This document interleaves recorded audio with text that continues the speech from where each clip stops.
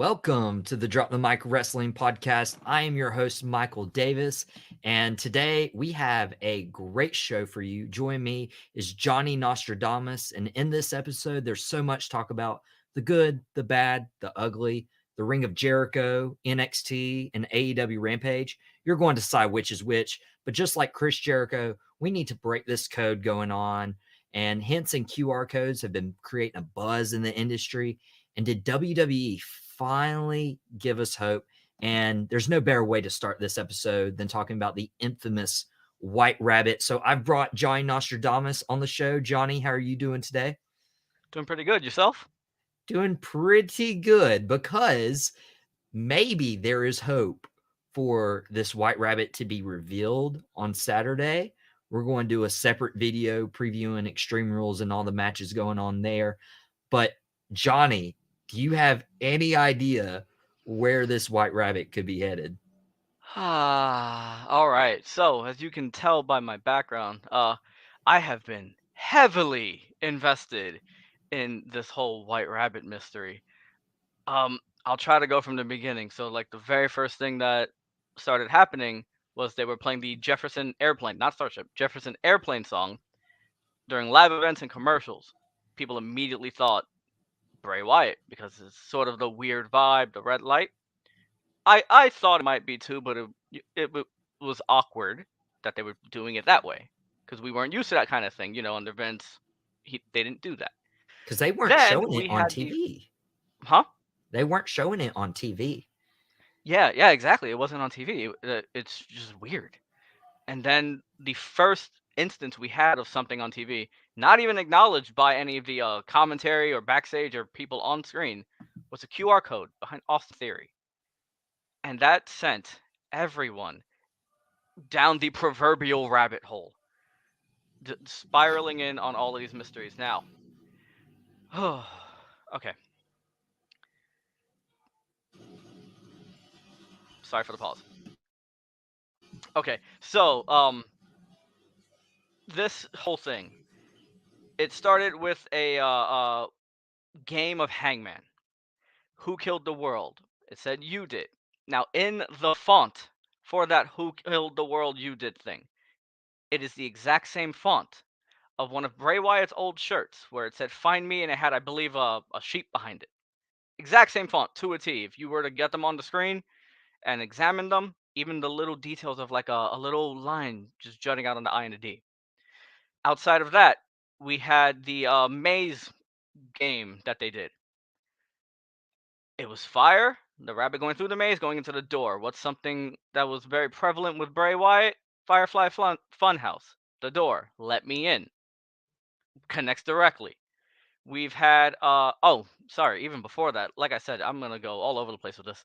Even before that, we had letters spelling out demon. The Fiend itself was referencing sort of demon that was stalking Bray in the woods in this like old haunted ghost story video that he did. Then we've had other connections connecting to places in like Corbin, Kentucky, Wyndham, Maine, which is Bray Wyatt's real name, Wyndham Rotunda. We've had it connecting to Alice in Wonderland. We've had it connecting to Alexa Bliss, who also connected it to Alice in Wonderland. In a promo, she mentioned being 10 feet tall, which was one of the lyrics in the White Rabbit song, as well as something that happened in Alice in Wonderland. It's all over the place. And I have been driven insane by it for how long has it been? 3-4 weeks? Yeah, it hasn't been long that this has taken the wrestling world by storm. Like, everyone is talking about it. And what really caught me was the QR code we got this past week where there's a pig, rebuilding a house.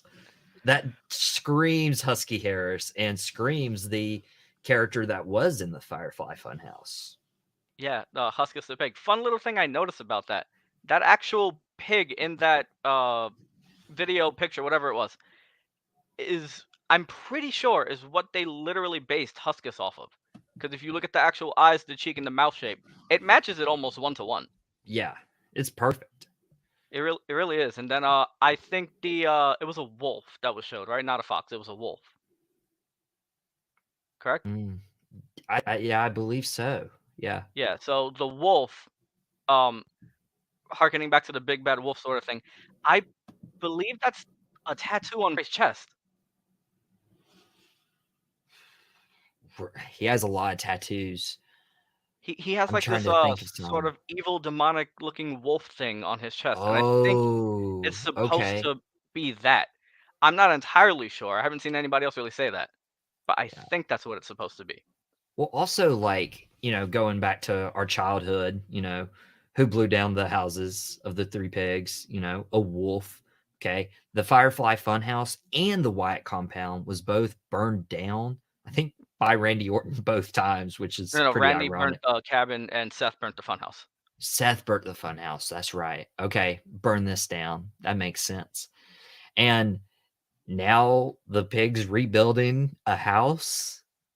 Like, Johnny, when this originally came out, I remember, like, okay, I would love Bray, but I don't want to get my hopes up. But the way they've done this screams Bray Wyatt creatively.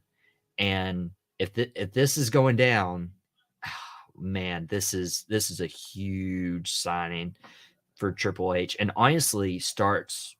I think this is the big chess piece of Triple H recreating the WWE brand as he has the last couple months. That's very true. He's had a whole bunch of signings. He's had Dakota Kai, Karrion Kross and Scarlett. Um, he brought Braun back Bailey and Strowman, Io. Strowman, yes, Strowman was a huge one. Like we because saw if it you coming, but huge. because if you remember, like 2 years ago, like the big signing or the big releases that just threw the wrestling world in a craze was when they released Braun Strowman and Bray Wyatt a month apart.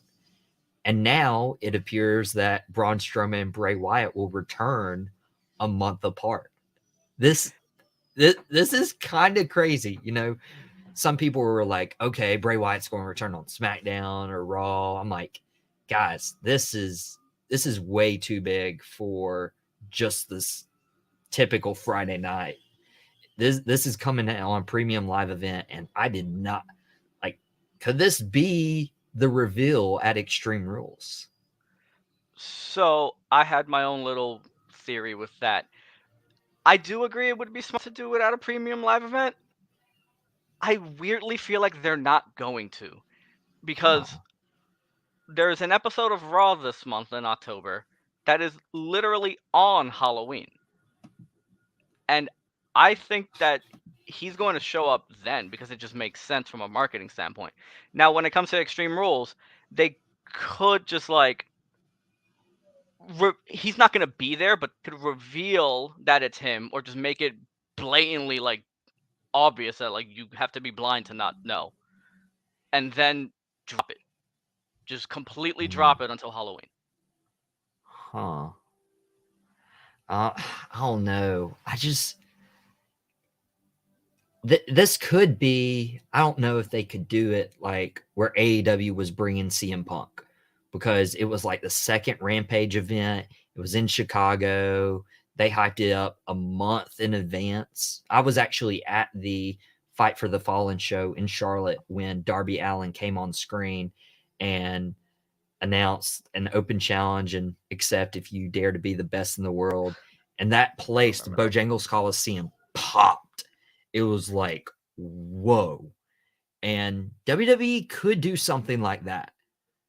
But man, I don't know. I feel like you have to do this on a premium live event. Halloween would be cool.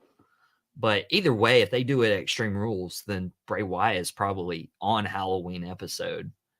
Oh yeah, absolutely. I just don't think they're gonna have him in person at Extreme Rules. I really don't.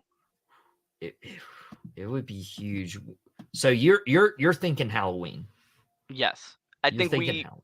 I think it gets made painfully obvious beforehand, Mhm. and then he appears on Halloween. Does it is it made painfully obvious like at Extreme Rules? Yes, that's what I Okay. think.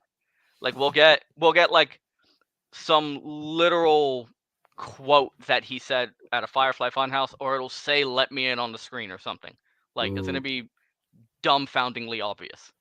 Let me in would be, yeah, you would have to say that at that point. Now, I've always been a Bray Wyatt fan ever since I was on some wrestling message boards and was like, oh, check out NXT and what it is now. And this was pre WWE Network, where you would just have to find NXT episodes like on the web or something. And I saw this guy wearing a fedora, Hawaiian shirt, in a rocking chair, watching these two big dudes get at it. And I was like, I dig this. I love Bray Wyatt, and I've loved him ever since. And it was heartbreaking to see him get released by WWE. But I noticed a lot of people who, during those last couple of years of Bray, they're like, oh, Bray's boring. Bray's not good in the ring. Bray's this, Bray's that. And then when he was released, everybody was in a frenzy. Like, how could you do this? I'm like, okay, wrestling fans, like, come on, you're some turncoats sometimes, all over the place. So my question is, I'm going to be interested either way. How does WWE reintroduce Bray Wyatt? Because it's going to be a pop when he does get reintroduced, but how do they keep him fresh moving forward? So his whole thing is creativity. His whole thing is character work. That's what they need to let him do. Promos, videos, little weird vignettes, maybe more stuff like the White Rabbit thing, as long as they don't play it out. He does not need to constantly compete every week, regardless of what incarnation he has. He is supposed to be this, like, whether he's the cult leader or the monster, he's supposed to be this, like, for lack of a better, murderous character. He comes in, he wrecks people, just absolutely eviscerates them, and leaves. He does not have the goal of winning a championship. He's there to torment his victims, make a statement to anybody watching, and achieve whatever his goal is of proving some point, because that's constantly changing with all his characters, whatever the point is. But he doesn't need belts. He doesn't need wins. He needs to just make statements. That's really just how they keep him fresh. Well, I feel like if he does return, they could give him a championship down the line. I think it would make perfect sense. You know, I've said ever since he debuted or re-debuted at WrestleMania this past year that Cody Rhodes would be the one to take the title off Roman Reigns, because I didn't think WWE had made a star, and that's where developmental was falling apart. And I was like, okay, it's going to be Cody at SummerSlam 2023, and it very well still could be. I think that's the date. You know, you get Roman past The Rock. The Rock's not beating Roman Reigns, and Roman Reigns is the guy. And then Roman loses it at the next big four, which is SummerSlam now.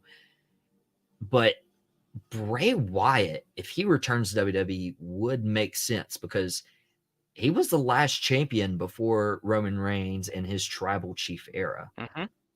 So could he be a potential person to dethrone Reigns? I think he should be involved in the dethroning of Reigns 100%. I don't think he should be the one to take the title.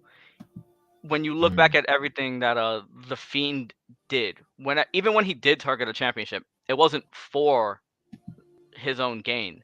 When he targeted Seth Rollins, he went after the belt because that is what Seth cared about. He wanted to take the belt from Seth because it would destroy Seth. He went after Finn, and he was preying on the goody two shoes side of him. Destroyed that, then Finn goes to NXT and becomes like the heel prince version of himself. So good, by the way. So good. Like the creative detail that he put into this Finn character, absolutely phenomenal. It really was. And it would just make sense for him to come back and redeem the character by taking the one thing Roman Reigns cares about, his mystique, his unbeatableness. Take the championships off of him inadvertently, and you wreck Roman. You destroy him. That's his goal. And then he loses. That's how he loses to Cody. Yeah, that would be interesting to see, because then that automatically like jumps you into a Roman and Bray feud rather than Roman trying to chase the title again. Mm-hmm. And that could even work, because I'm sure Roman's going to want time off after he's held the title, which would be 1,000 days at next year's SummerSlam. Yeah, it would. Oh, wow. Yeah, that they got to get him to 1,000 days at this point. They're so close not to. And yeah, that could allow Roman Reigns to take some time off. But either way, Johnny, I'm excited about this White Rabbit. It's got everyone buzzing, and hopefully at Extreme Rules, it's painfully obvious that it's Bray. Yeah. But because also I'm not seeing really a match that he can like come in afterwards. I mean, I feel. Oh, that was another thing. Actually, thank you for saying that. That made me remember I did have an idea of a match he could pop in. So it was brought up on some other like wrestling news podcast thing. It was the only place I had seen it mentioned. The lyrics of the White Rabbit song talk about a white knight talking backwards. The most recent clue that we had was a literal audio dialogue thing of somebody talking backwards. Sounded like Bray, but we can't confirm that. So that made me think of other lyrics in that song and other things that happened earlier in that night. So like, here's my line of thinking. Lights went off during the Solo Sikoa match, right? I don't know if you noticed that, but they did for a brief second. He was at ringside. Weeks ago, the lights went off during the Alexa Bliss match, and everybody was like, oh, was that an accident or was that on purpose? We don't know. It might have just been coincidence. So they did it a second time to show us it wasn't a coincidence. It was on purpose. And that makes you think of Alexa Bliss, right? Stay with me. Another part of the hint that we got this week was the Bravo, Echo, whatever, and it spells out Bel Air. Bel Air. Right? Okay. Stay with me. In the song, it says the Red Queen is off with her head, right? What would technically be the Red Queen? The Raw Women's Champion, because Raw is red. She's the Women's Champion. So Bray Wyatt could feasibly be made painfully obvious during the Bianca Belair match that's happening at Extreme Rules because it involves Alexa Bliss. And Bianca might not necessarily have to be attacked by Alexa, but she could lose as a result of something that happened with Alexa. Oh. And then that's off with her head because she would have lost the championship or been injured or whatever happens. Wow. And they've been teasing Alexa Bliss getting back into a darker character for some time. Yeah. Johnny, that's some good stuff, man. That's some good stuff. That's what happens when you're way too obsessed. Dude, and I knew like as soon as you and I have been talking the last couple of weeks about this. And I'm like, man, I got to get him on this show and just pick his brain because you've been invested. It's really impressive. Dude, I've been checking source code. I've been checking old tweets, biblical verses. I've gone as hardcore as that dude who originally found like that forum thread from 2005, man. Wow. Man, dude, it's good stuff. I'm going to have to get you back on when hopefully it's introduced as Bray Wyatt. But when we come back, there's a lot of stuff happening in the wrestling world. There's no better time to be a wrestling fan. And we're just going to introduce a new segment called Sports Entertainment Spitfire. And Jonny Nostradamus is going to join me for that when we come back after the break.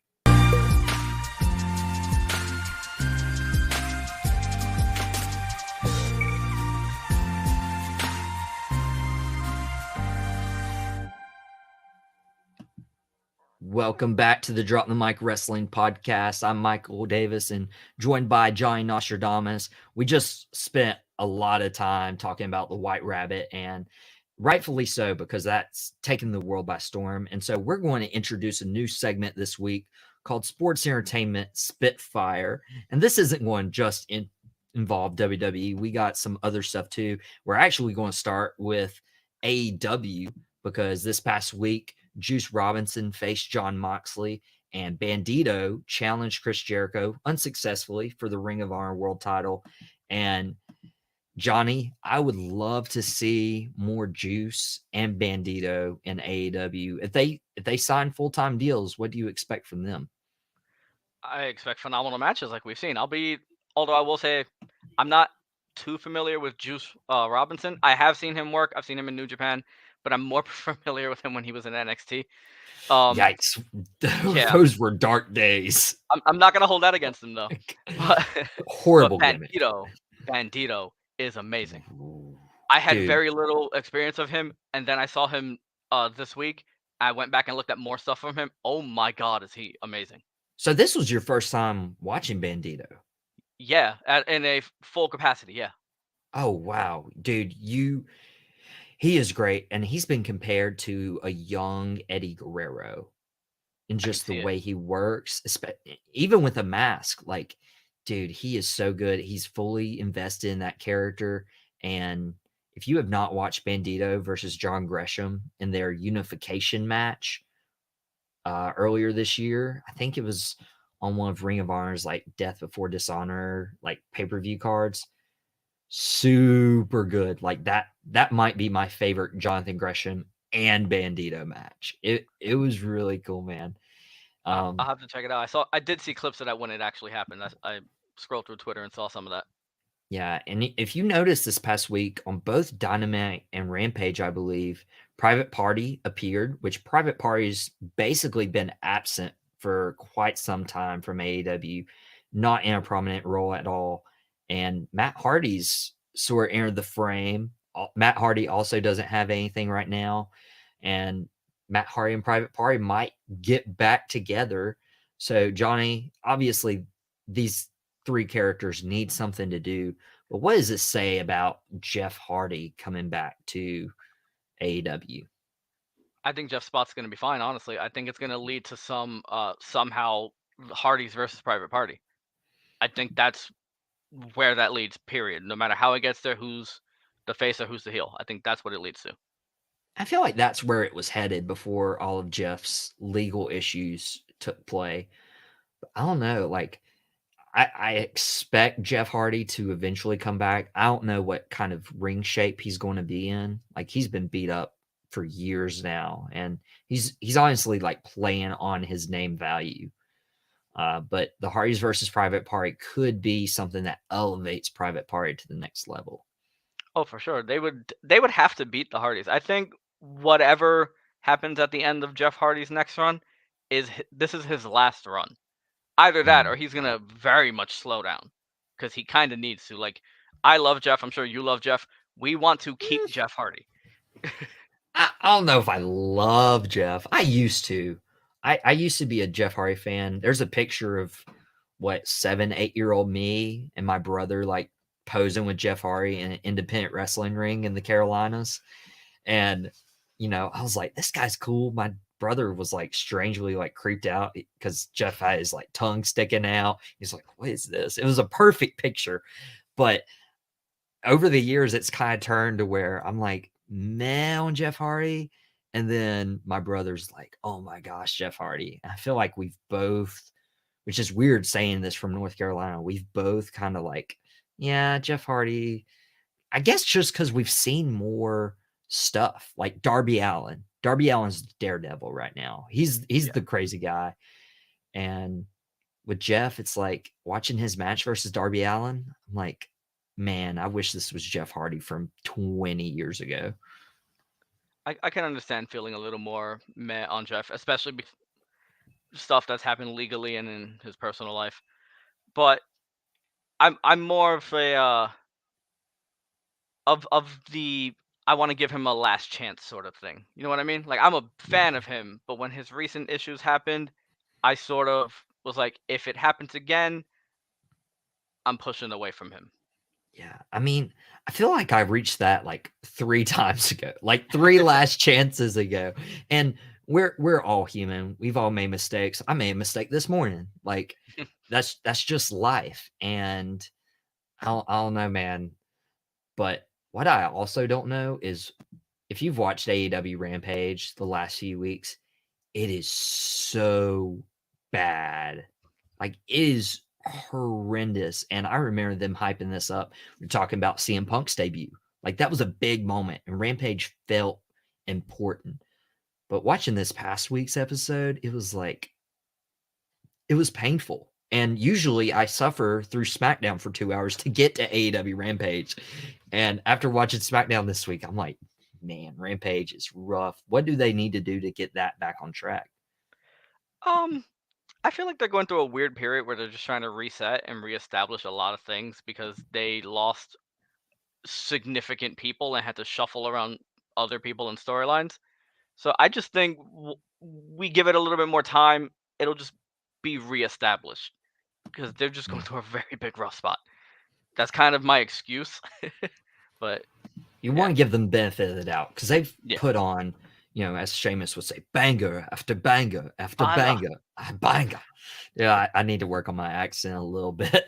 And speaking of accents, we've seen a NXT UK Invasion the last few weeks. After that closed down, we've seen JD McDonough, we've seen Ilya Dragunov, and for some reason, JD McDonough, formerly known as Jordan Devlin, comes, wins the number one's contenders match, and Ilya Dragunov just shows up. And all of a sudden, we open NXT segment with, 3 Dragunov, McDonough, and NXT champion Braun Breaker in the ring. And somehow JD McDonough is okay with a triple threat match. That segment just didn't make any sense, and they tried saving it with the Steiner math, which was a nice touch. But man, this triple threat doesn't make any sense. I mean, I'm sure it'll be good, but unless they're trying to take the title off Braun Breaker, I think they are, but I don't think either of those two guys are going to do it. I don't know if I agree with you saying it doesn't make sense. I mean, okay, in NXT, North American canon, maybe it doesn't make sense, but JD McDonough and Ilya, correct me if I'm wrong, had a rivalry on NXT UK over the UK they Championship. did. Ilya sent Jordan or JD McDonough packing. Yeah, okay, and that's why he debuted. Yes, and I think that's the reason Ilya's there. The other reason is technically Braun Breaker's the last NXT UK champion, and Mhm. Ilya made a promise to get that back. But since that belt got unified, technically he has to go after NXT main title. Oh. Doesn't that kind of bridge it, I guess? I kind of bridges it. I mean, like Sheamus would say, it's going to be a banger. Oh, absolutely. Again, still working on that. Gonna hurt each other. One tag team I have liked, they're a little different from NXT UK, is Pretty Deadly. They came on over a little bit earlier, but that segment this past week, I mean, is this another Billy and Chuck situation? I don't know, but man, I love this ambiguously gay, like homoerotic thing they got going on. It's hilarious, bro. It's funny. It's weird because it was like, you've seen their characters and you're like, okay, I could see it. And then they just kind of went full on like waking up in bed each other, feeding each other. Dude, brushing each other's hair. It was like, okay. It's Oh amazing. The man. commitment to the bit is great. They're really committed to this bit. And if it can make it to main roster and not change, I feel like Vince would completely change this. Oh, for But sure. Triple H will probably let it ride, and they're also really talented in the ring. They have a good look, Very unique. I think they're like a much more layered version of a Breezango when they were doing the whole fashion police thing. I don't even know. I feel like Like towards the later stage of Breezango. I could see it. I could see it. Yeah. Billy and Chuck though. Well, yeah. That's I don't know if we'll my get a Pretty comparison. Deadly wedding, which sounds like a great headline, by the way. Gosh, that they better save that for Raw or SmackDown because NXT 2.0, the first and last wedding needs to be Dexter Lumis and Indy Hartwell. Yes. By the That's way, got to be your first and last. Thank God the NXT 2.0 branding is gone. It's gone. I think we're going to get a mix between black and gold and 2.0. I Which I'm kind of completely want fine with. them to do a completely different like branding, like a third branding. But I Don't don't bring know if black it's gonna and be a third gold. brand. Don't bring black and gold completely back. Like find another color, but don't do like the colorful vomit that they were splatting out. God, that was my main gripe with that. It just looked appalling. Now, my main gripe with NXT was this might be the worst NXT show I've watched in quite some time. And really with minimal wrestling. Like this was 2-3 minute squashes. and they ain't give Cameron Grimes and Joe Gacy a lot of time, which I was highly anticipating that match. They have to run it back at Halloween Havoc. But with all the short matches, like matches lasted 3-4 minutes and they under delivered.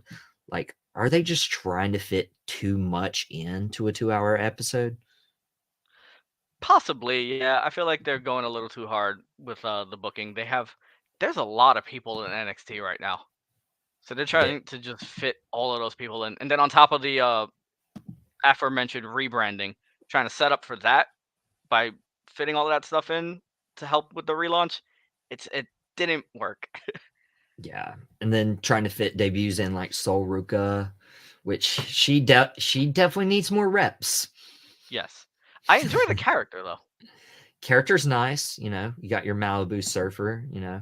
I have a friend at Pepperdine University right now. I'm sure she's like surfing it up, but yeah, we'll see. And one change that we might be seeing on the main roster is Max Dupree Thank might God. no longer be Max Dupree. He might go back to LA Knight, which I Yeah. hate. I dummy, yeah. I I love the character. He needs to get back in the ring. He has so much to offer. So many good matches that we could have. Oh my gosh, just I couldn't even list the dream matches. But I hate the ring name LA Knight. It's awful. I'll agree with you, but it grew on me. I Hit it. prefer if that wasn't the name, but it grew on me. I mean, I know they won't use Eli Drake, Yeah. but you gotta find something that hits that same verbiage that isn't Los Angeles Knight. They could have just done Eli Knight. That would have probably Yeah, worked. that worked.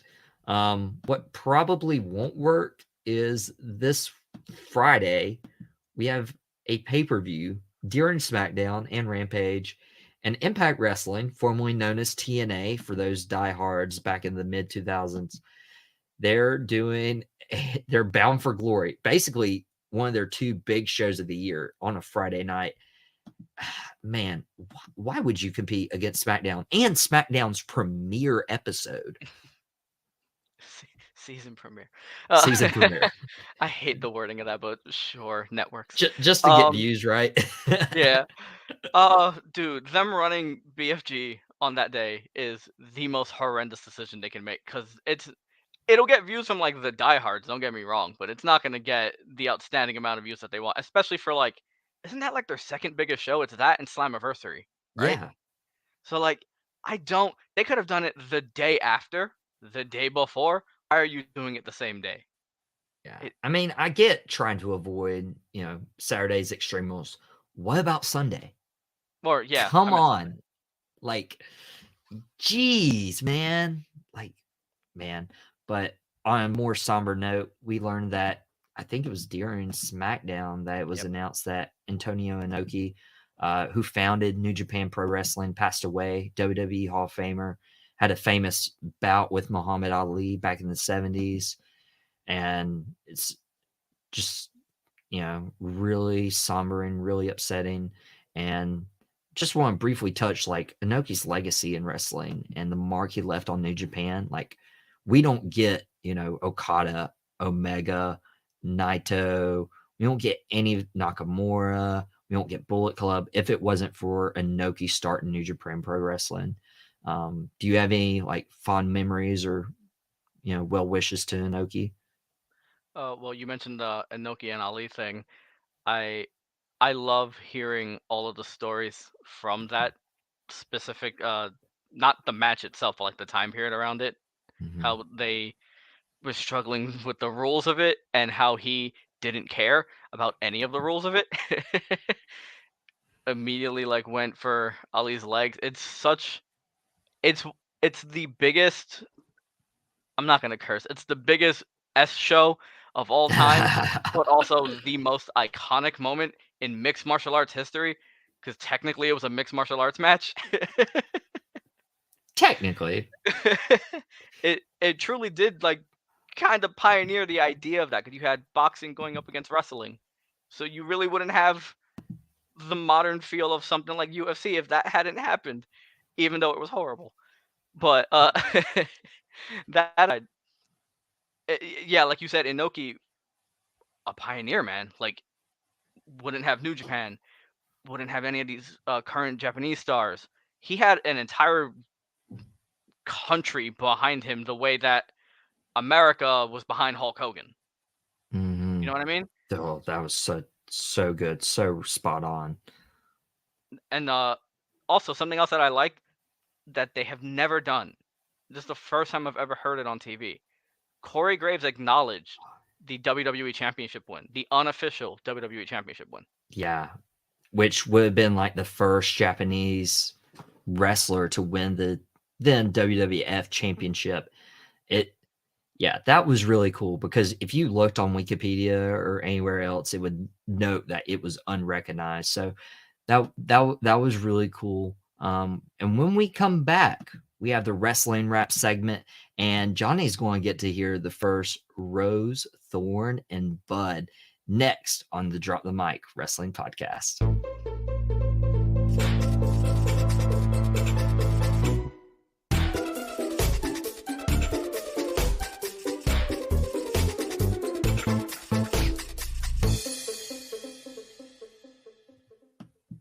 Welcome back to the Drop the Mic Wrestling Podcast. I'm your host, Michael Davis, joined by Jonny Nostradamus. And Johnny, this is the first Rose, Thorn, and Bud segment that you're a part of. And for any new viewers, the Rose is the best part of wrestling for the week. The Thorn is the worst part of wrestling for the week. And the Bud is what we're looking forward to. And just wanted to start out with the Thorn because it was horrible. You know, everybody's excited about Saraya coming back and joining AEW, but her promo and the ensuing Lumberjill match was awful. It was so poorly done. And I feel like they were trying to recreate when Charlotte and Becky and Sasha debuted in Raw 2015 because Paige was a part of that.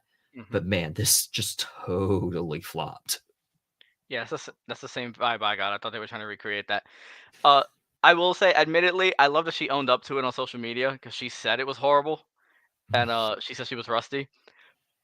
But You think? that doesn't really excuse it. And I was actually at Grand Slam when she made her debut.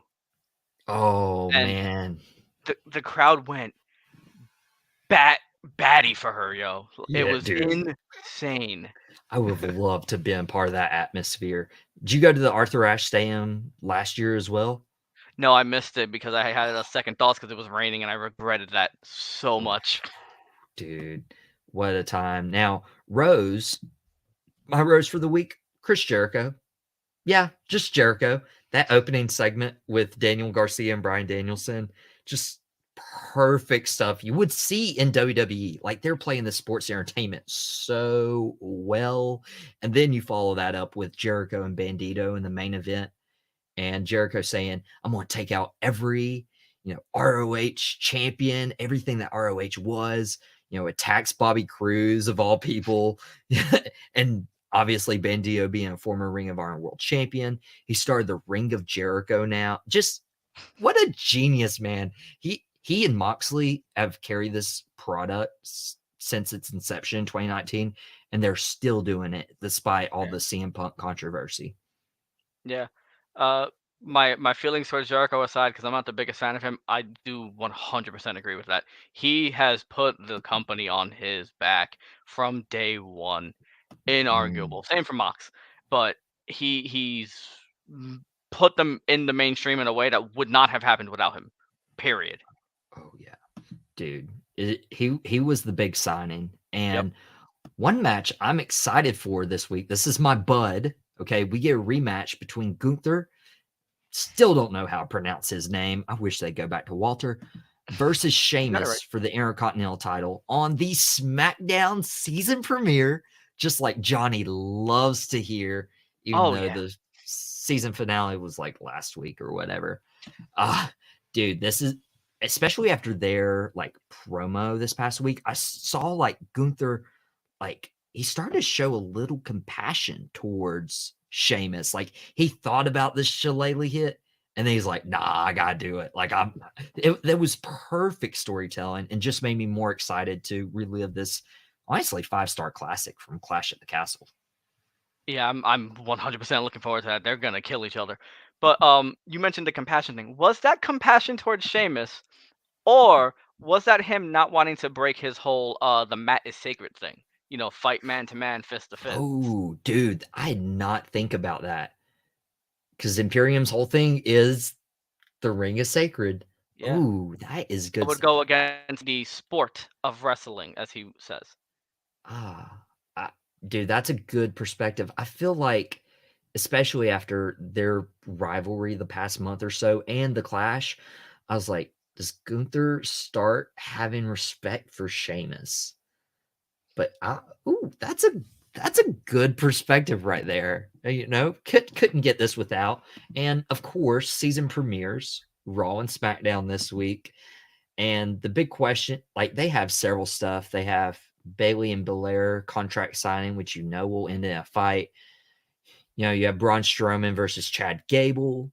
You know, Strowman's going to absolutely run through Chad Gable, even though Chad Gable's doing his best character work Oh, for of sure. his career. And I really love the ready, willing, and Gable towel he would throw up in NXT. But dude, this is good stuff. Dude, Shoosh, please, is my favorite thing happening right now. Whenever he's on screen, I stop whatever I'm doing to watch him, and not many things in modern wrestling period make me do that. He is on point now. He's one of the highlights in the company. Dude, and I feel like that's the same way with MJF. I feel like Mm. if WWE could go back and redo it, they would announce Chad Gable as Kurt Angle's son and not Jason Jordan. Probably simply because you know Jason Jordan's unfortunate like career-ending injury. But Yeah. Chad Gable, his mannerisms, his athletic ability scream a shorter Kurt Angle. Man, even not as the Sun thing, just in general, bring Kurt Angle in as his corner man. That's all you need to do. The image of that alone elevates him so much. Put him in some like a old Team Angle gear or something. Flawless right there. I feel like, you know, Gable, Otis, you know, but Matt Riddle could all three like benefit from a Kurt Angle as their manager. And speaking of Otis, he faces Johnny Gargano. Pretty sure Johnny Gargano wins that match. Pretty obvious. Yeah. Dakota Kai versus Candice LeRae is going to be a banger. Dude, we Oh, need Sheamus's audio for the banger. banger. Oh my gosh. Um, and obviously on SmackDown, Logan Paul. Thank you, Saudi. And that was not a sincere thank you. Logan Paul and Roman Reigns are coming face to face, apparently. But I'll still watch SmackDown because Roman Reigns and Bloodline have been hitting it every week, and we still get Gunther and Sheamus at the end of the day. I will So, say one reason, the single sole reason I'm okay with Roman and Logan Paul is because we are going to see Logan Paul get absolutely bodied because he is not winning that. not a chance. At It's all. it's literally Saudi Arabia saying we want Logan Paul, and Yep. Triple H is like Triple H probably asked who, and they were like, no, Logan Paul, and Triple H is like, you want people to watch, and they're like, no, we want Logan Paul. It's smart business though if you think about it because you want to try to get like we're Claim obviously the leaning name for Roman and value. Rock, right? So you want Yeah, Roman to get more mainstream. Logan Paul's audience is going to do that. I mean, yeah, but I feel like if this show wasn't in Saudi, we wouldn't get this match. Probably We'd not. get At least not we'd yet. get we'd get an AJ Styles, which I think is coming. I feel like we'll get AJ Styles and Roman Reigns before WrestleMania. That'd be great. I would hope So for like Rumble. Royal Rumble would be really good. They had a good match, Extreme Rules 2016 for the WWE title that I would love for them to run back. And speaking of Extreme Rules, that event is this weekend. We've already talked about the potential of the White Rabbit revealing himself, but particularly with these season premieres of Raw and SmackDown, It's been a long in between seasons, just 7 whole days, man. Oh my gosh, I'm ready for some wrestling. The Woo! sport that has no off season. What do they need to do for the go home episodes of Extreme Rules, which finally is extreme again? Well, emphasize that they're finally extreme again, because I don't see a lot of people actually mentioning this is the first time, I want to say maybe ever, in the existence of Extreme Rules pay-per-view as a brand, we've had every match actually be a stipulation match. I'm not entirely sure if I'm correct on that. So emphasize that, because I haven't heard it talked about enough. And Thank just you, Triple H. thank God. And just make sure that it's not obvious who's going in and winning, because I hate the thing that they always do before every pay-per-view, that the person that's going to lose on the pay-per-view succeeds in doing something on the go home show against their opponent. I have always hated that, regardless of who it is. It is dumb. And to be quite honest with you, like looking at the card, and we'll break this down in a video later this week, right before Extreme Rules. It'll probably be released on Friday or Saturday this week. They're looking at the card. I can't tell you who wins outright. Like this Uh, is I feel like there's maybe one match we could probably call who would you say? Liv and Ronda. Uh, Because I don't. I want to say Liv, Same but Ronda's been doing some of her best work in for WWE real. right now. I feel like Like, we're gonna get an extremely strong showing from Liv. She's gonna wreck Ronda with weapons, and then she's gonna make some type of mistake, and Ronda's gonna win. I hate saying that because I want Liv to win, but I see Ronda walking out with that belt. so you think Ronda clear cut wins? Not, not cleanly, Okay. or yeah, not cleanly. Okay. Because I was thinking like Liv Morgan probably wins, but I'd I want want her. Ronda. I mean, I want Liv to win, but I think Ronda's gonna win. dang. See, even there is like, who leaves with the belt? Do they end Liv's title reign this soon? Ronda Rousey would have name value going into a Saudi show with the title. It's back and forth. Yeah. But we were talking about Jericho and Moxley being the faces of AEW since their inception. And this week we have a Dynamite Anniversary. So we have season premieres and a Dynamite Anniversary. Dynamite Anniversary is actually kind of legit, if we're Yeah. being honest. Which apparently is going to be 135 minutes. So it's going to be 2 hours and 15 minutes. Yeah, that news broke this week. So Oh, I make didn't sure even you see that. set your DVRs to add that extra 15, 30 to be on the safe side. But as we try to keep this a PG show, we have to recognize that this Wednesday is National Scissoring Day. Johnny, what are your expectations for this? Like, is this going to be an entire show? They draw this out, or is this going to be like a 5-minute segment where Swerve Strickland like ruins the party? Okay, Swerve might ruin it. Yeah, I can see that happening. I wholeheartedly see. He'd get so much heat, man. He would get so much heat. I wholeheartedly see them setting up the ring, pink mat, balloons that are shaped like scissors, a giant cake maybe, or a statue of something, streamers, confetti, all of that stuff. The Acclaim throwing a little party. That's what I see for like maybe a solid 5 to 10 minutes, and then it gets ruined by Swerve. You think it lasts 10 minutes before it gets Yes, ruined by because Swerve? I think they're gonna drag it out. So that way, Dude. when Swerve comes out, he could be like, "Y'all have been doing this for too long." Dude, and how they've adjusted really on the fly, when they face each other at All Out. That was a double turn night where the Acclaimed are just so over with the crowd, and Swerve and Keith, who were two big baby faces in NXT, also fans rioted when they got cut. They're like, well, guess we're bad guys now. Let's roll with it. Well, is Dude, Keith a bad guy? yeah. I don't see him That as a bad guy. I see him reluctantly going along with Swerve's thing for the sake of the titles and the team. I feel like that's it. And maybe Swerve gets upset at Keith Lee and they break up. I feel like it's too early to break them up though, Oh yeah, until they like can have something to like sink their teeth into. But this might be it. We mentioned MJF.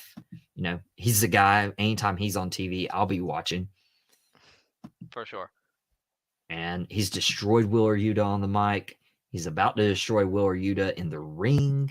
He beat up Tony Schiavone. Dude, MJF is one of these guys who the fans are just behind, with the Acclaimed as well. You know, fans are wanting MJF to be a babyface, and this is what you get for keeping him off TV for so long. But man, he is trying so hard not to be a good guy. I think he's gonna end up being a babyface while still acting like the same douche that he usually is. Dude, it could be good. Now, one of the matches I am super, super stoked about is Daniel Garcia, Bryan Danielson teaming up. Daniel Garcia turning on the Jericho Appreciation Society in favor of being a professional wrestler. And they're facing the La Sex Gods, Sammy Guevara and Chris Jericho. Love each of these guys' work here recently. Johnny, who do you think goes over? Not the La Sex Gods. I don't think so. I think they'll lose and then attack him. Sammy's got to take the pin, though, right? For sure. It's not going to be Jericho. He got the belt. Yeah. I would not see Jericho losing, or at least taking the pin, but that's going to be a good match. You know, Rampage and Battle of the Belts, I believe, is this week, and that's also live, if I'm not mistaken. I think. Which makes Impact's decision to do Bound for Glory on Friday that much worse. Their scheduling is so bad.